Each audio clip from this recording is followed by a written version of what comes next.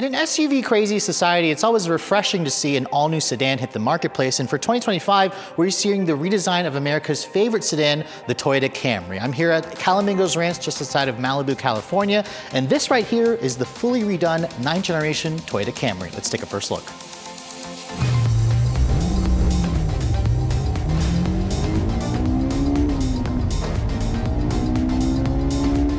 Hey guys, before we get started with the review, I want to give a brief shout out to the sponsor of this video, Keeps. Now what exactly is Keeps? Well, they're an online subscription service that provides hair loss treatment plans recommended by licensed medical professionals.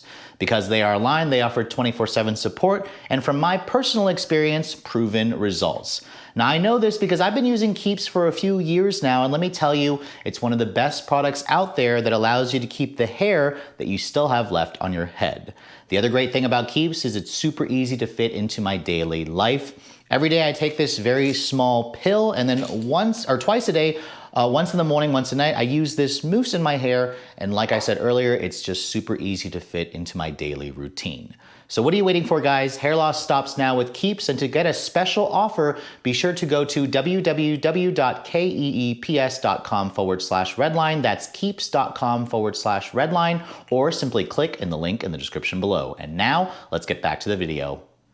Now, before we start talking about the all-new styling for this 9th generation Camry, I thought I'd pop the hoods and show you guys what's powering this thing. Now, in the past, Toyota offered a choice of 3 different powertrains on the Camry, starting at the base 4-cylinder to a mid-level hybrid to a V6 engine. Sadly, however, the gas-only engines have been discontinued. The Camry is now only a hybrid. That's right, the Camry is now specifically only a hybrid, and it has basically the latest version of Toyota's hybrid system. It's their 5th generation of hybrid technology. It combines a 2.5-liter naturally aspirated 4-cylinder engine with, of course, the 2 electric motors, or I believe 3 electric motors, depending on whether you want front-wheel drive, which is this model here, or all-wheel drive, which is the XSE model there. Now, Toyota says you can get front or all-wheel drive on any trim level of the Camry, which there are 4 for 2025, and the power outputs are 225 horsepower for this model here with front-wheel drive, or 232 horsepower with all-wheel drive. If you're keeping score, that's actually 30 more horsepower versus the previous generation Camry, which did offer all-wheel drive, but only on the gas-only 4-cylinder. So for those of you who wanted a V6,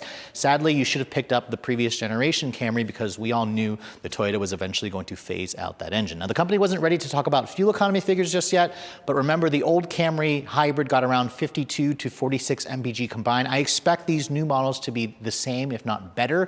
And again, Toyota wasn't ready to talk about curb rate or performance figures just yet. It does use a continuously variable transmission, of course. This is a hybrid system, and this car is not a plug-in hybrid, it is just a full hybrid system, so it can run on electric-only power at very, very low speeds at light throttle applications. But let's go ahead and close up the hood, which, as you can see there, held up by a prop rod, and take a look at the exterior styling of this all-new Camry. Now, first of all, if you guys like the look of the new Prius, you're gonna find the styling of the new Camry to be pretty similar. This is technically still riding on a version of Toyota's TNGA-K architecture. It has been just updated, but the car definitely looks lower, it looks wider, it looks a little bit sleeker. The headlights have that same style as the new Prius, where that kind of has that C-shape LED daytime running light. You can see the daytime running light is now an amber color, which looks nice, and then you have standard bi-LED headlights where it has an LED low and high beam. Down here at the lower front fascia, you can see no fog lights, but there are some functional and non-functional grille openings. This front end here, again, reminds me a lot of the Prius with this little kind of mail slot here for a grille, this other grille over here, which kind of reminds me of the Toyota Crown. The XSE that I'm showing you, as you can see, has a more aggressive design with this kind of hexagonal pattern in the actual grille, as opposed to the XLE, which you can see has a little bit more of a plain Jane design in my taste. This color here is called Ocean Gem. It's a new color for 2025. Let me know in the comment section below if you guys prefer the front fascia of the XLE or of the XSE. Me personally, I've always liked a sportier looking sedan. Now, because this vehicle is riding on the same architecture, it's been basically updated. Toyota did, for the most part, keep the dimensions the same. So it still has a 111-inch long wheelbase. Toyota did say the new version here is about 1.4 inches longer overall. So you're looking at around 193.5 inches long. It's still the right size vehicle for a mid-size car. A Crown is about 2 to 3 inches longer, depending, of course, on which trim level you get. The car itself also has the same width and the same height. So from this side profile here, it almost kind of looks like the old Camry to me with the same doors, but looking at the wheels, you can see the wheels have been completely redone. These are the black finish 19-inch wheels that you get on the XSE trim. It's riding on a 235 40 R19 tire.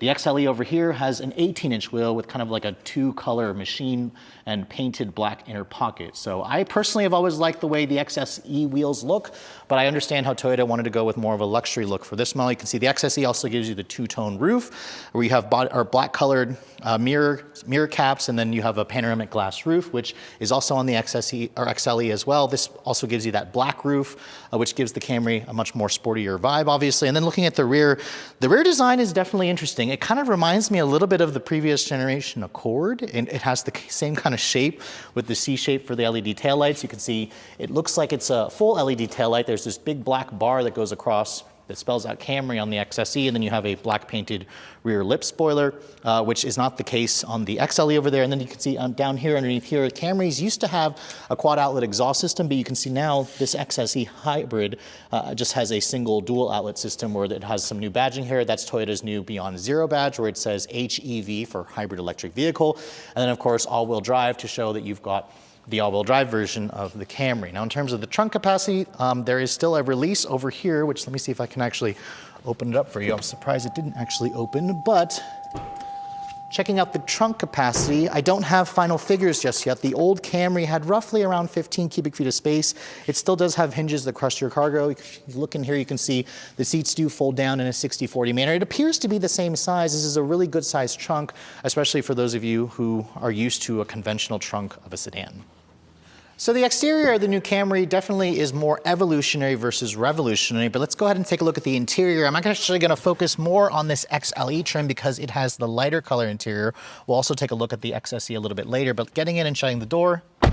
The door has a nice solid sounding thunk, which adds to the impression of quality. If you guys have spent some time in the latest Toyota products, more specifically the new Toyota Crown, this interior is going to feel pretty familiar. This XLE that I'm showing you is the more luxury oriented trim. It does come equipped with this kind of Softex leather interior with the kind of suede Alcantara accents. It's got some contrasting stitching. These seats are also heated and ventilated, which is also the same thing on the XSE over there. And then you also have a 10-way power driver's seat with two-way lumbar support, and Toyota has also finally added 2-person memory seats on the driver's side. That's something that the Camry never had, and it's nice to see that this model here has the memory seats, which we'll hop into the XSE and see if it does as well. The passenger side over here does have a power passenger seat. It's also an 8-way power passenger seat, although it doesn't have lumbar, it feels like. So that is definitely nice that Toyota has been listening to feedback. And before, I believe the Camry passenger seat was only a 4-way power. So it's nice to see, of course, that upgrade. Now looking at the rest of this interior, you can see the dashboard reminds me a lot of the Toyota Crown, right down to, of course, the way the layout is with the 12.3-inch display. This is, again, a very early pre-production model, but it does have the latest version of Toyota's connected services system, where you can see here, it has wireless Apple CarPlay and Android Auto. It has over-the-air updates. This is something that the Camry did not have for the previous generation. The biggest screen was a 9-inch display. The lower trim Camrys will have the smaller 8-inch display. And as you can see, when you guys go for an XSE and XLE, you'll have a fully digital 12.3-inch instrument cluster. The lower trims of the Camry will have a 7-inch cluster, but it's nice to see Toyota has added some much improved tech with 2 digital displays, and both of them measure 12 inches. You can see the steering wheel is essentially the same steering wheel that we get in the new Toyota Crown. It does have a version of Toyota's Safety Sense 3.0, so it has a camera here that watches your face to making sure that you're paying attention. The wheel itself has a manual tilt telescoping. There's a lot of easy adjustments so you can get comfortable. And then the materials, you can see the door panel has a soft touch injection molded plastic. It's got this really cool kind of diamond pattern in the with suede Alcantara on the actual door panels here. There's some fake aluminum trim padded over here. And then the window controls, they are one touch for all 4 up and down, which is nice. And then looking over here on the dashboard, you can see that really interesting diamond padded texture carries over here. Up on this upper portion, it's actually really nice and soft padded with some piano black plastic trim with this kind of like interesting ripple wave effect on the dash here, which kind of flows in from the vents. It all looks very nicely integrated. It definitely gives the Camry a little bit more of a modern and premium look to it. Down over here in the center stack, you can see the shifter is practically the same as other Camrys. This controls the ECVT. You do have a wireless phone charging pad here. Your heated and ventilated seats buttons are over here. I love the fact that Toyota has preserved hard buttons, physical controls as opposed to moving it all to the screen. And then down here you can see the center console has 2 USB-C charging ports, a USB-A as well, along with a little bit more storage here, cup holders, and then your drive mode selector is here. There's Eco, Normal, Sport, and then there's also an EV mode where you can drive this thing on electric only for very short distances. The center console lid here is nice and padded. If you open that up, you can see there's a 12 volt in there. There's a little bit of storage, which is nice. And then overall, I find the seats to be pretty comfortable and supportive. Compared to the prior generation, I complained that the XSE had really hard seats. This definitely feels a little bit more padded, but I'll have to wait until I actually drive one for a little bit to test out if the seats are a little bit better. Above me here, you can see big panoramic glass roof, which goes all the way into the rear seat, which is nice. There's also a premium JBL sound system in this car for you audiophiles out there. And then over here in the glove compartment, you can see it looks a little bit smaller than the prior generation. It's not a bin style, it goes into the dash, but you can see the lid itself is damped, but not lined with felt. But overall, it definitely feels nice. But let me go ahead and hop into the back seat of this vehicle and show you guys the space. Now, I don't have final legroom figures just yet. The old Camry had around 37.5 inches of legroom, but getting back here, you can see this is not where I'd have the seat to drive, but for somebody my height at 5'7", it's perfectly comfortable for average size adults. I will say the headroom space, however, when I lean back, the roof definitely cuts in because of that panoramic roof. So take note for those of you who have taller friends if you do want this option. Door panel materials, this is a really early pre-production car, but this is hard touch plastic here. It's nice and padded here. There's some leather or soft text here on this portion of the door panel. You can see the seats themselves. They appear like they are vented, or they have perforations like they're heated and ventilated, but it looks like they are not. You do have rear seat air vents. You have 2 USB charging ports over here, but no heated rear seats that I'm seeing, or no ventilated seats. And then if you fold this down here, you can see there's an armrest with 2 cup holders along with these adjustable headrests. So overall, if you guys are planning to use this as a family car, you can clearly see the Camry's rear seat is pretty comparable to the previous generation. Now, hopping into the interior of the XSE, I just wanted to show you some of the differences between the more luxury-oriented XLE. You can see the seats are the most noticeable difference. These seats obviously are bright circuit red. I believe it's called circuit red. That's what the old one was called. And they're a little bit more aggressively bolstered. These seats are also heated and ventilated. You get an 8-way power on the passenger side, a 10-way power on the driver's side. However, the XSE lacks a memory seat function. So keep that in mind if you guys must have that feature. It looks like it's only on the XLE trim. Now, looking at the rest of the dashboard, you can see the red kind of extends onto the dash and on the door panels. Let me start with the door panels first. It does have a soft touch material here. As opposed to the suede Alcantara, the XSE puts a leather soft text here where it's red and perforated on this portion of the dash. It's nice and padded here.